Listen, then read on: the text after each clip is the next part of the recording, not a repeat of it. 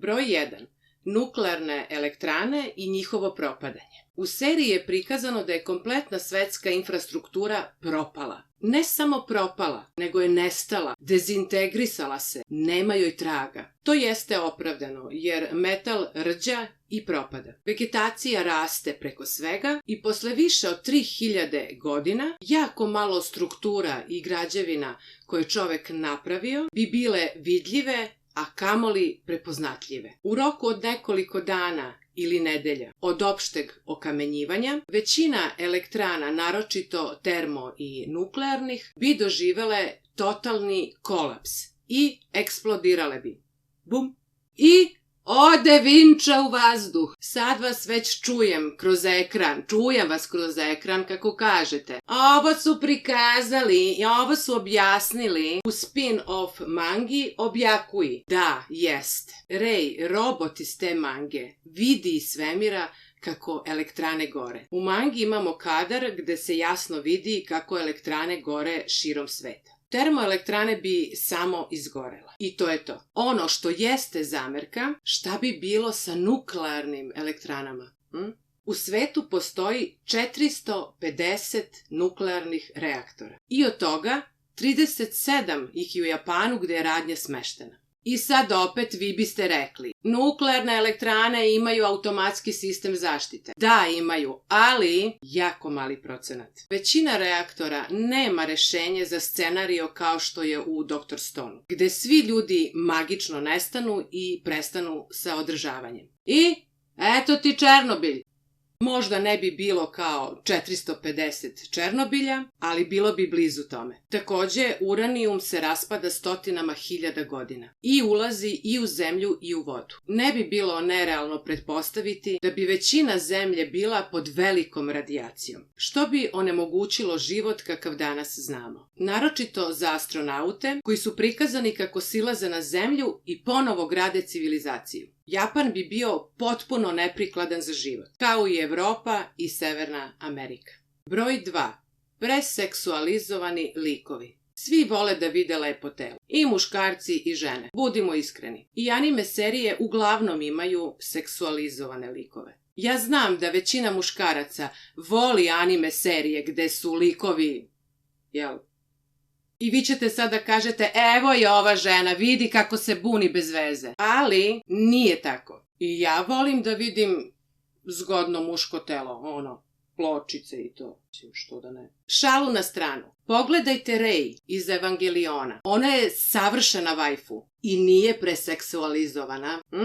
I šta je fali? Takođe, neki od vas će reći, pa pobogu ne gledamo dokumentarac. Da, ali ne gledamo ni hentai. Boichi, koji je ilustrator ove anime, po mom mišljenju ga je malo preterao. Ali ni to me ne čudi, jer on je u svojoj bogatoj karijeri najviše crtao šta? Hentai! Perverznjak. Njegov stil i umeće su stvarno vrhunski. Sve što nacrta je prelepo, jasno, bogato bojama i detaljima. Ali postoji preterivanje. Svaki ženski lik koji nije dete ili baba je nacrtan kao seks lutka.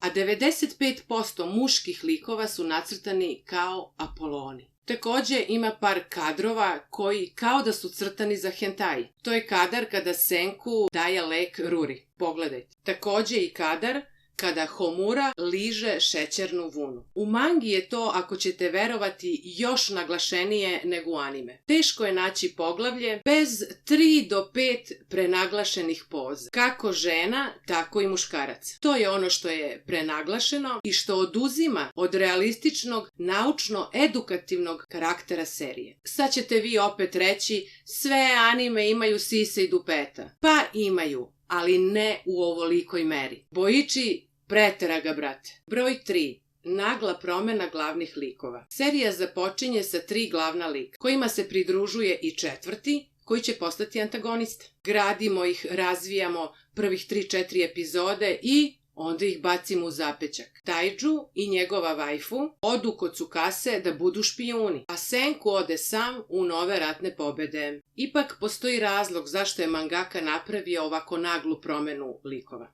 U početku izdavanja mange, čitaocima se nije svidala originalna postavka trija. Zamerke su bile da su stereotipni, likovi sa jednom osobinom i bez ozbiljne dubine. Ako ćemo iskreno, to je i tačno. Za napredak serije je bilo ključno što je mangaka promenio likove i prebacio Senkua u selo sa nizom novih likova. Većina fanova hvali tu odluku i ističe da je to jedan od razloga zašto su uopšte nastavili da prate seriju. Opet sa druge strane, takva nagla promena je uočljiva i ume da zasmeta toku serije. Što smo ih gradili toliko? Ako ćemo posle da ih ignorišemo, malte ne do kraja prve sezone. Autor je kompromitovao svoju viziju i to mu se u ovom slučaju isplatilo. Ali nije bez posledica. Broj 4.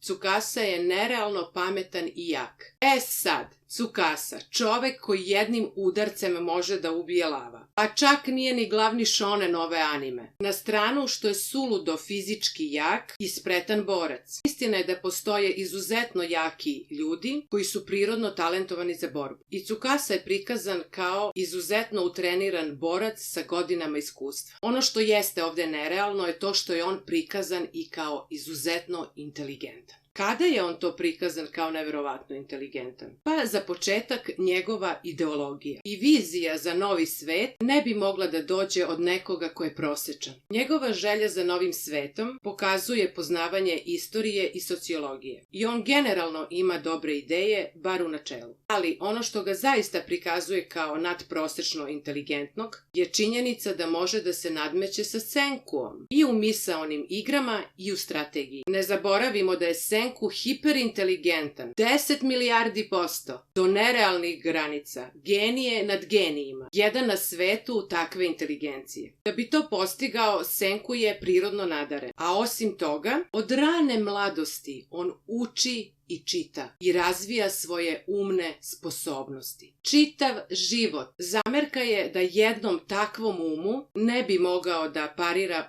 Tsukase, koji možda jeste prirodno inteligentan, ali on je ceo svoj život posvetio usavršavanju svog tela i fizičke pripremljenosti, a ne razvitku svoje inteligencije. Čak i da je prirodno nadaren kao Senku, a nije, opet ne bi trebalo da može da mu parira, jer nije ceo život učio i razvijao mozak kao Senku. U najboljem slučaju bio bi bar malo ispod njega, a u realnosti bi bio dosta ispod njega u razvijanju strategije i nadmudrivanju. U seriji Tsukasa ume da predvidi i razume maltene svaki Senkuov plan i korak i donosi idealne odluke da se suprotstavi Senku.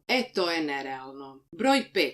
Selo je nerazvijeno 3000 godina. Selo Ishigami je, kao i sve druge naseobine koje susrećemo, nastalo od potomaka prvobitnih astronauta, koji su preživeli okamenjivanje u svemiru. Ajde da zanemarimo što u selu nemaju nikakav vid bilo kakvog tehnološkog razvoja. Mada i u to je teško poverovati. Valjda su im ti astronauti preneli nešto od znanja, osim onih 100 priča. Govorimo o nečem praktičnom, kao na primer kako se seje ili ore njiva. Bitno je da su zapamtili da magična pčela, ako ubode spomenik, ona počne da govori. Zamerka je da su toliko toga mogli da nauče svoju decu, praktičnih stvari, između ostalog kako se čita ili kako se piše. Šta više, to je morao biti prvi prioritet posle agrikulture, jer se pisanjem prenosi i održava znanje. A u selu niti znaju da čitaju, niti znaju da pišu, niti znaju da seju. Nisu čak uspeli ni za 3000 godina da nauče koje su im biljke u okolini korisne za jelo ili medicinu. Što se medicine tiče, postoji mala greška vezana za Ruri i njenu bolest. Upala pluća nije hronična bolest, kao što je prikazano u seriji. Od toga čovek oboli, preboli ili umre. Ne može da boluje godinama dok ne dođe Senku sa sulfatnim antibioticima, no dobro, ne kažem da bi selo imalo struju ili parne mašine,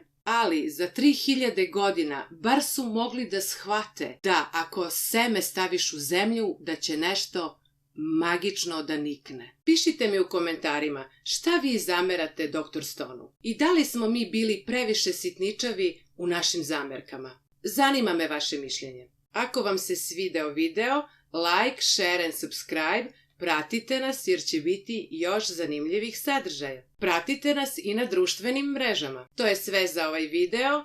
Arigato! Vidimo se! Matane! Matane!